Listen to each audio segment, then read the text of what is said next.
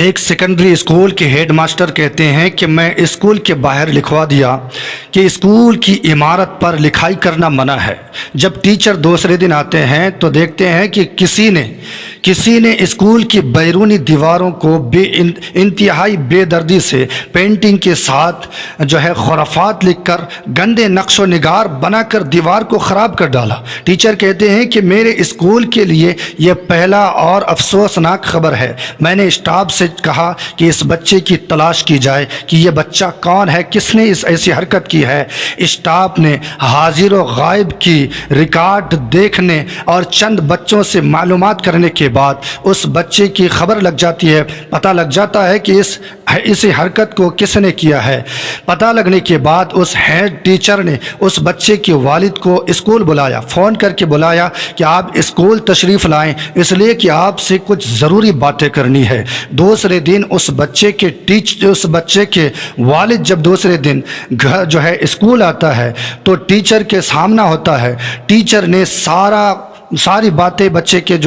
اس کے والد کو کہہ ڈالتے ہیں، ساری باتیں کہہ دیتے ہیں۔ اس کے والد نے اپنے بچے کو بلایا۔ بچے آنے کے بعد والد نے بڑی دھیمے لہجے میں اس بات کی اپنے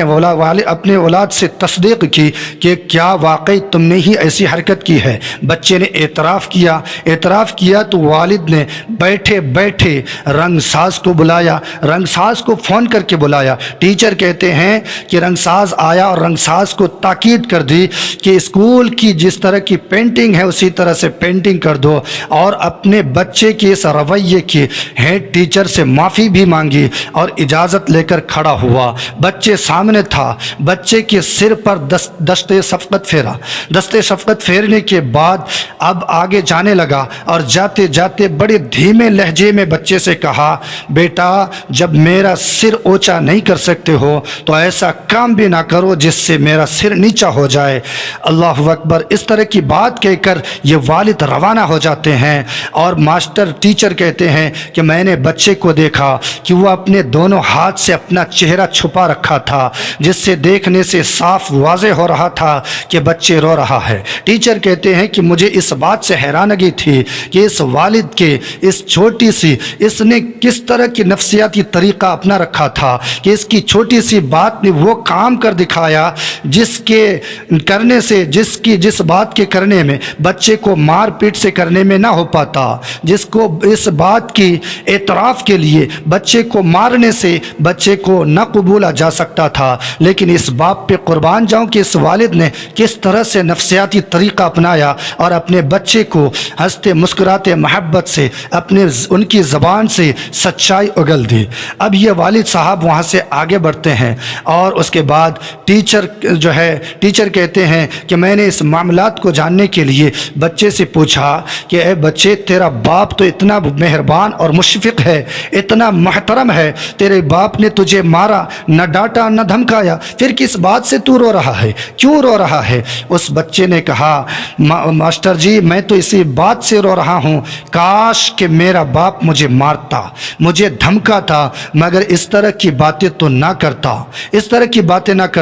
پیار کی باتیں کس طرح سے دل پہ اترتی ہے۔ ٹیچر کہتے ہیں کہ یہ بچہ کچھ دن کے بعد ایگزام ہوتا ہے، اس بچے نے وہ کارکردگی کر دکھائی کہ پورے کلاس میں یہ بچہ ٹاپ نمبر لاتا ہے، پورے کلاس میں پورے کالج میں فرسٹ نمبر لاتا ہے، ٹاپ کرتا ہے۔ اس لیے کسی نے کہا کہ جو بات بچے سے پیار محبت سے بنائی جا سکتی ہے وہ بات بچے سے آپ ڈنڈے کے زور پہ نہیں بنا سکتے ہیں۔ اس لیے اپنے بچے کے ساتھ اچھا رویہ اختیار کیجئے، اپنے بچوں کو پیار سے سمجھائیے۔ یقیناً پیار میں وہ درد ہے، پیار میں وہ تاثیر ہے کہ آپ کا بچہ آپ کے پیار کے لہجے کی وہ احترام کریں گے کہ آپ جس بات کو اپنے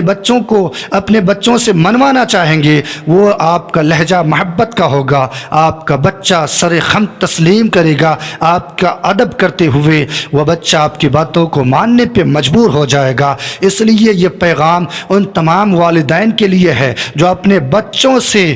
وہ ڈانٹ کر مار کر پیٹ کر اپنے بچوں سے باتوں کو منواتے ہیں، پڑھائی کے لیے لیے بچوں کو ڈانٹتے ہیں، مارتے ہیں، اسکول کالجز کے لیے بچوں کو پیٹتے ہیں، دھمکاتے ہیں، ہرگز اپنے بچوں کو آپ اپنے مار پیٹ سے، دھمکانے سے سدھار نہیں سکتے ہیں، اس لیے کہ مزید پٹائی اور دھمکن سے بچے بدزن ہو جاتے ہیں، وہ بچے کے دلوں سے ڈر نکل جاتا ہے اور باپ اور ماں کا احترام بھی ختم ہو جاتا ہے۔ اس لیے دور حاضر کے والدین سے گزارش ہے، اپنے عزت اور احترام کو بنائے رکھنے کے لیے اپنے بچوں سے جو بات منوانی ہے وہ ڈنڈے کا آپ سہارا نہ لیں، بلکہ اپنے بچوں سے جو بات منوانی ہے آپ پیار کا لہجہ اختیار کریں، اپنے بچے سے محبت کا لہجہ اختیار کریں۔